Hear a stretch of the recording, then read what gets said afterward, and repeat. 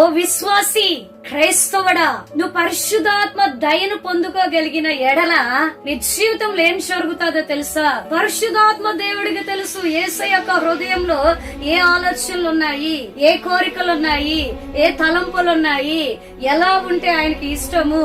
ఆ యొక్క పరిశుద్ధాత్మ దేవునికి తెలుసు. నీ జీవితాన్ని పరిశుద్ధాత్మ దేవునికి అప్పగించుకుంటే ఏం జరుగుతుందో తెలుసా? యేసయ్య యొక్క దయను సంపాదించుకోగలవు. దీనులను, దరిద్రులను పెంట కుప్ప నుండి పైకి లేవనెత్తే దేవుడు అండి నువ్వు నేను ఆరాధిస్తున్నటువంటి దేవుడు. గర్వం మనలో ఉండకూడదు, అహంకారము మనలో ఉండకూడదు. దేవుని దయను సంపాదించుకోవాలి, సేవకుల దయను సంపాదించుకోవాలి. నీ ఇంట్లో ఉన్న వారి దయను, నువ్వు ఆఫీసులకి వెళ్తున్నా, స్కూల్ కి వెళ్తున్నా, నువ్వు ఎక్కడికి వెళ్తున్నా, వెళ్ళిన ప్రతి చోట గయ్యాలి గంపని పేరు తెచ్చుకోకూడదు. ఆ నోట్ల వేల పెడితే చాలు ఇంకంతే సంగతులు అనిపించుకోకూడదు. గొర్రె పిల్లని పేరు సంపాదించుకోవాలి.